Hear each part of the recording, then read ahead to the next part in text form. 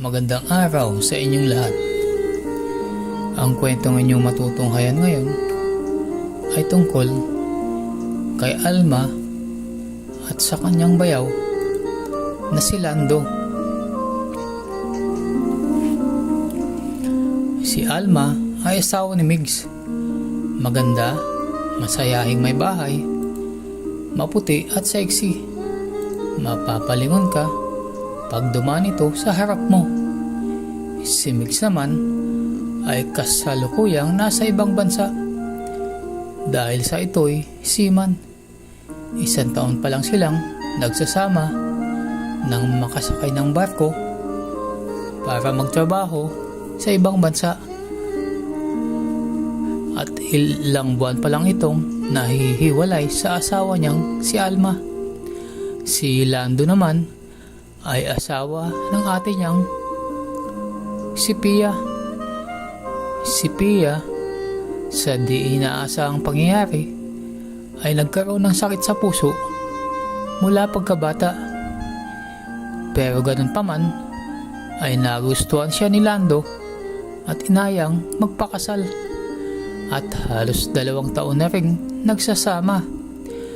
Ngunit sa isang pagkakataon ay inatake sa puso si Pia at nagkaroon ng stroke at na-paralyze ang buong katawan. At ngayon ay nasa ospital para magpagaling. Isang araw nang nagbabantay ang asawa niyang si Lando kay Pia. Nakakakain naman, ngunit hindi masyadong nakakagalaw. Kumakain pag sinusubuan, ngunit di makapagsalita.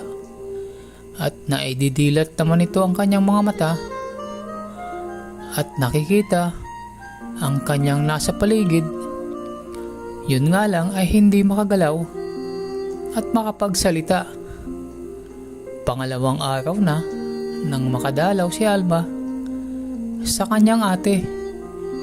Ngayon lang siya nakaluwas ng Maynila dahil sa probinsya pa ito nakatira, kung saan sila nakapagpatayo ng bahay ng kanyang asawa. Pagkababa sa babaan ng bus ay kumuha na ito ng taxi papunta sa ospital at nadatnan niya nga sa isang pribadong kwarto ang kanyang ate na nakahiga at ang kanyang bayaw naman ang nagbabantay. Nung makita siya ng kanyang bayaw ay agad kumuha ng upuan at ibinigay sa kanya. Bahagyang ngumiti at nagkumustaan sila. Malungkot ang kanyang bayaw sa nangyari. Kita ito sa kanyang mga mata. Napilit pinapasaya ang kanilang pag-uusap. Si Alma naman ay ganun din. Kinakausap niya ang kanyang ate, ngunit di makasagot sa kanya at pinipilit magsalita, ngunit tanging pagbuka lamang ng kanyang bibig ang nagagawa. Sinabi ng kanyang bayaw na paralisado nga ang buong katawan ng kanyang ate at hindi pa alam kung kailan pwedeng makarecover ito. Lahat daw ng paraan ay ginagawa ng doktor para gumaling ang kanyang ate. Ilang oras din silang nagkwentuhan. Ito'y tungkol sa kalagayan ng kanyang ate at napagkasunduan nila na salita na lamang sila magbabantay. Ilang sandali pa ay nagpaalam ng kanyang bayaw na uuwi muna para makapagpahinga dahil wala pa daw itong tulog at kinabukasan ay kailangan niyang pumunta ng opisina para magpaalam na di ito papasok dahil sa pagkakasakit ng kanyang asawa. Naipaalam na rin ni Alma sa kanyang asawa na si Migs ang nangyari at tutulong daw ito sa gastusin sa ospital para sa pagpapagaling ng kanyang ate. 2 ang kama sa kwartong yon. Ang isa ay para sa pasyente at ang isa naman na di kalakihan ay para sa bantay ng pasyente. Magdamag na nagbantay si Alma kinagabihan. Naaawa siya sa ate niya. Minsan ay naluluha siya sa nangyari. Ngunit tanging tadhana lang ang pwedeng magsabi kung kailan ito gagaling. Kinabukasan, alas 10 ng umaga nang dumating ang kanyang bayaw na may dalang take out na pagkain galing sa fast food chain at may 2 bungkus ng bulaklak. Lumapit sa asawa niyang si Pia na nakahiga at ipinatong ang bulaklak sa dibdib ng asawa at hinalakan sa pisngi. Sabay abot ng isa pang bungkus ng bulaklak kay Alma. Natuwa naman si Alma sa inasal ng bayaw. Di niya alam na may pagkasweet pala ito. Swerte ang kanyang ate, sa kabila ng nangyari ay di niya pinababayaan ang kanyang ate Pia. Bukod sa mabait at responsableng asawa, ay magandang lalaki ang kanyang bayaw. Pero napapansin niya na medyo iba ang titig sa kanya pag nagtatama ang kanilang tingin pag nag-uusap.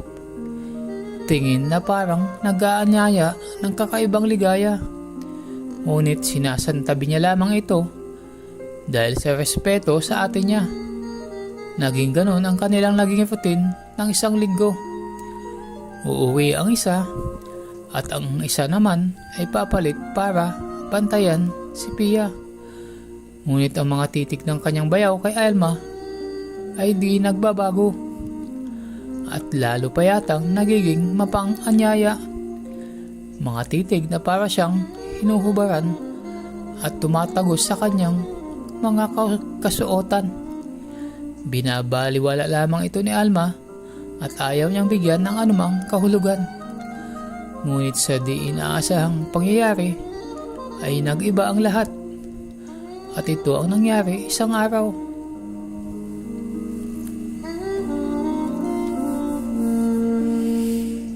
Nadatnan niya ang kanyang bayaw sa kwarto ng ospital na nakatungo at tila humihikbi.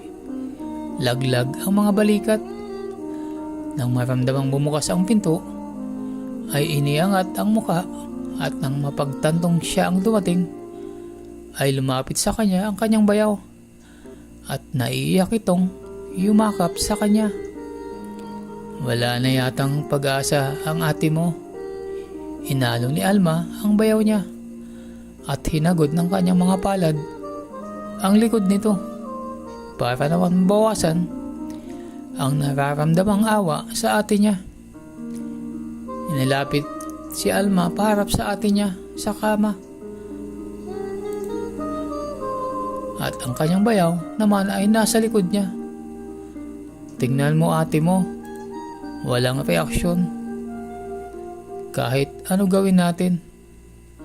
Tuluyan ang umiyak ang kanyang bayaw. Yumakap ito sa kanyang likuran at sumubsib sa kanyang batok.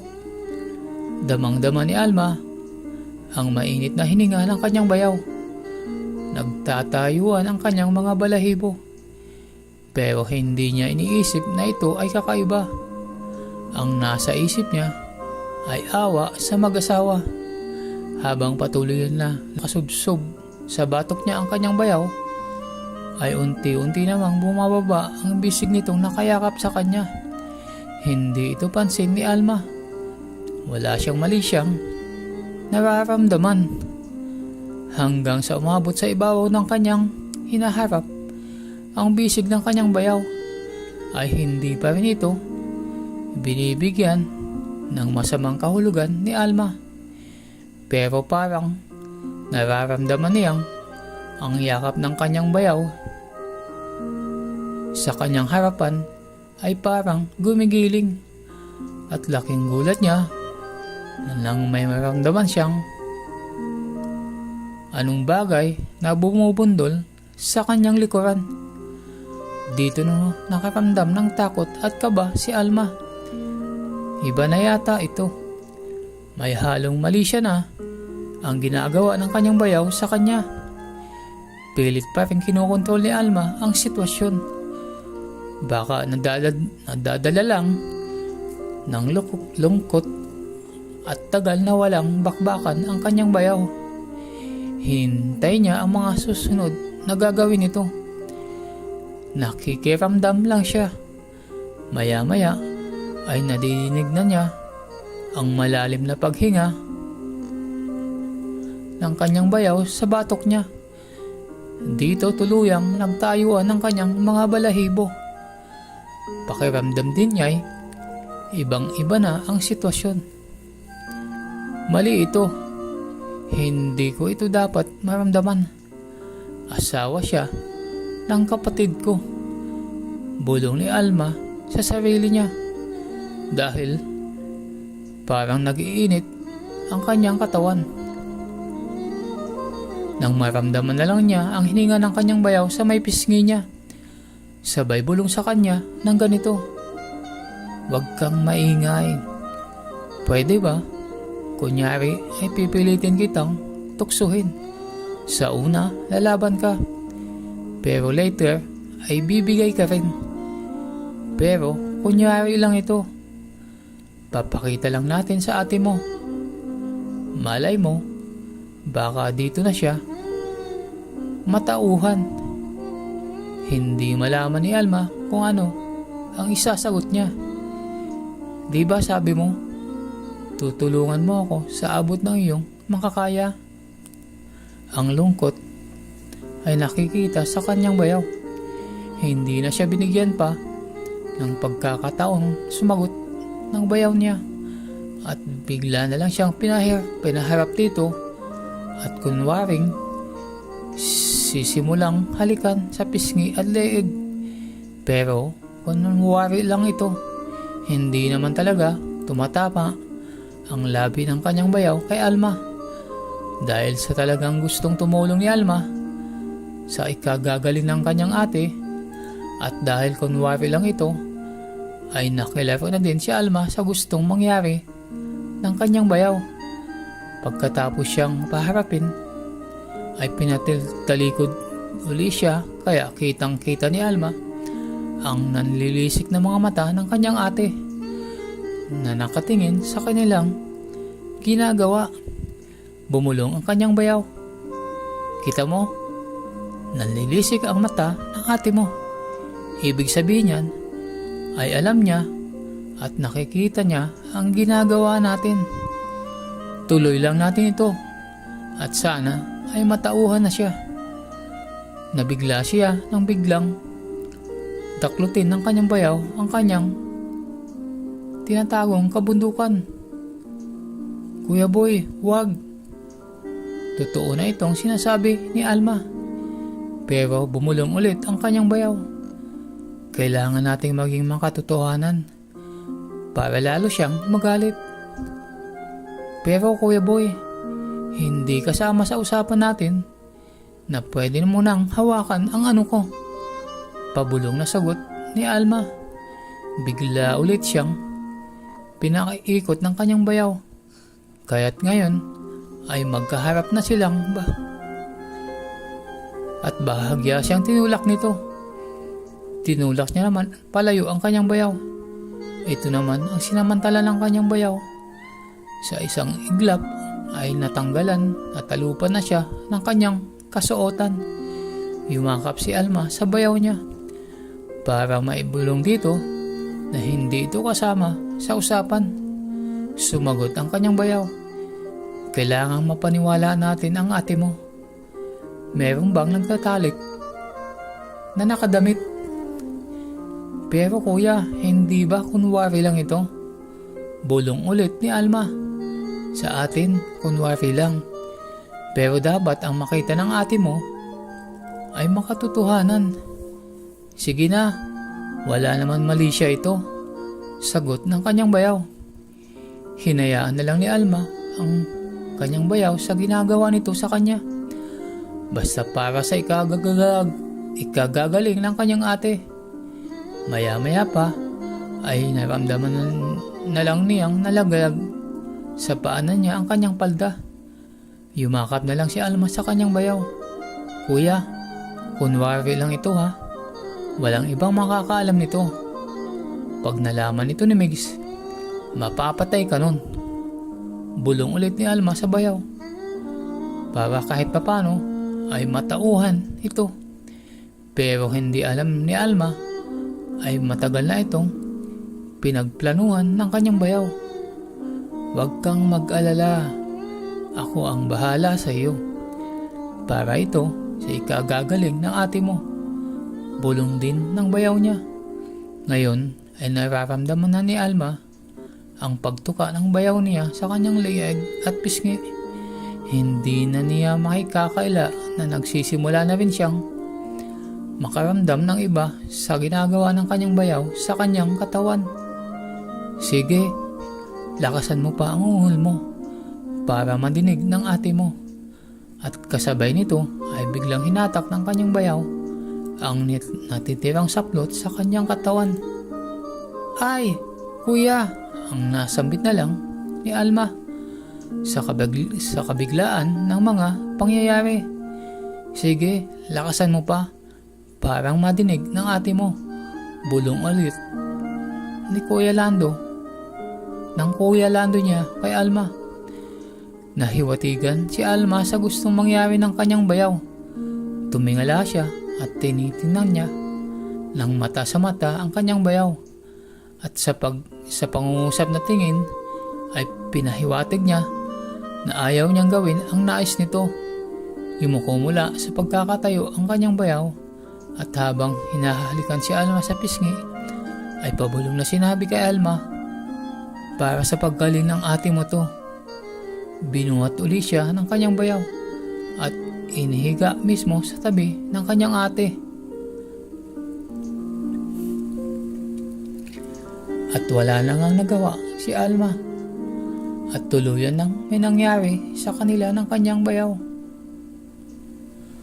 Sa umpisay tumututol siya, pero dahil sa init ng halik at romansang binibigay ng kanyang bayaw ay nakalimot siya. Magaan ang paghawak sa kanya ng kanyang bayaw hanggang hindi na rin naiwasan ang maging mainit na eksena at nakalimot si Alma ng todo. Nalimutan niya na ito'y palabas lamang upang magalit at mahimasmasan ang kanyang ate. At tuluyang gumaling habang ginagawa nila yon. At lalo pang nanlisik ang mga mata ng kanyang ate. At kanina ay kunwari lang na pagsasayad ng tuka ng kanyang bayaw ay malaya na ngayong nakadampi sa kanyang mga iniingatang masiselang parte ng kanyang katawan. Lumipat pa sila sa kabilang kama para magkaroon ng mas malaking espasyo at doon nagawa ng kanyang bayaw ang lahat para matupad ang kanyang plano kay Alma. At hindi nga ito nabigo at paulit-ulit narating ni Alma ang kasukdulan kasabay ng kanyang bayaw at ang mga maliliit na hungol ang sumasakop sa bawat sulok ng kwarto ng hospital. Naulit pa ito ng ilang beses habang ang ate ni Alma ay nasa kabilang kama at sobrang nanlilisik ang mga mata na tila galit na galit sa kanila.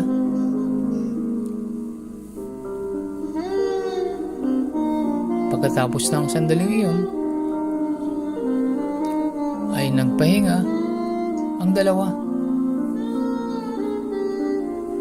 nang bigla silang magulantang nang kapwa sila mapadako ng tingin sa kabilang kama. Nagkakawag ang ate niya na si Pia at parang kinukumbulsyon. Kahit pagod ay biglang napatayo ang dalawa at dinaluhan ang pasyente. Sabay ang pagdampot sa kanilang mga damit at saplot para ito isuot. Ate! Ate! Ang pasigaw ni Alma sa kanyang ate. Napalabas naman ng kwarto ang kanyang bayaw at nagtawag ng doktor. Maya-maya pa ay dumating ang doktor at sinuri ang pasyente at inutusan ang mga nurse na ilipat sa emergency room ang pasyente. Ilang oras din nagantay si Alma at ang kanyang bayaw sa labas ng emergency room. Nang biglang lumabas ang doktor at ito'y may masamang balita sa kanilang dalawa.